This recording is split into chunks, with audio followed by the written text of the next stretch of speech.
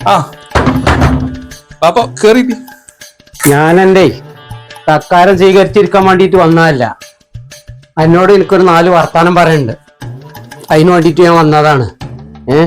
നിന്നെ ഞാൻ എന്റെ ഒരു മകനെ പോലെയാണ് ഞാൻ കരുതിക്കണത്, അല്ലാതെ മരുവനെ പോലെയല്ല.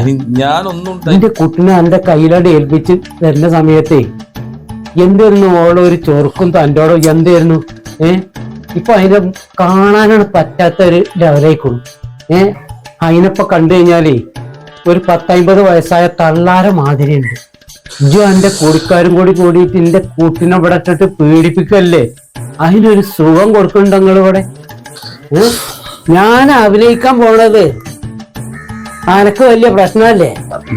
എന്റെ തുണക്കാര് ഇതിനെ പറ്റിയിട്ടാണ് പറഞ്ഞപ്പോ എന്റെ തൊലി ഒരിഞ്ഞു പോയിന്ന് ഇല്ലേ? ഇതൊന്നും അല്ലടാ വലിയത്. കെട്ടിയ പെണ്ണിനെ നേരത്തില് നോക്കണം, അതാണ് അന്തസ്. അല്ലാതെ തുണക്കാരെ വാക്കും കേട്ടിട്ട് എന്റെ മകളെ വന്നിട്ട് ഉപദ്രവിക്കലല്ല. അതറിയോ? ആ ജാതി ഒന്ന് മനസ്സിലാക്ക്.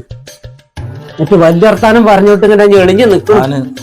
ഇനി മേലാല് ഇജ എന്റെ തുണക്കാരെ വർത്താനം കേട്ട് വന്നിട്ട് എന്റെ കൂട്ടിനേറ്റ് വല്ലതും വല്ലതും കാട്ടുക ചെയ്തിട്ടുണ്ടെങ്കിൽ നിന്റെ ട്രൗസർ ഊരിയിട്ട് നിന്റെ മോന്തക്ക് ഞാൻ തല്ലും. മനസ്സിലായിക്കോ ജി? ജി വാപ്പിനെ കുറിച്ചിട്ട് എന്താ വിചാരിച്ചിരിക്കുന്നത്? വാപ്പൂന് കേട്ടോക്ക് വേറൊരു സ്വഭാവം കൂടി ഉണ്ട്, അത് എടുക്കാൻ നിൽക്കരുത് കേട്ടോ ജി. ഞാൻ എന്റെ സ്വീകരണത്തിന് നിൽക്കണില്ല, ഞാൻ പോവുകയാണ്. ഞാൻ എന്റെ മകളെ കൂടി കാണാൻ നിൽക്കണില്ല, അറിയോ?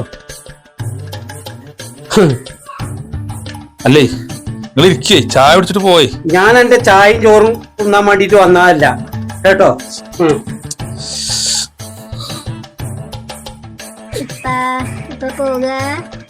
പട കുട്ടിനെ കാണാൻ ഇപ്പൊ വരണ്ട് കേട്ടോ.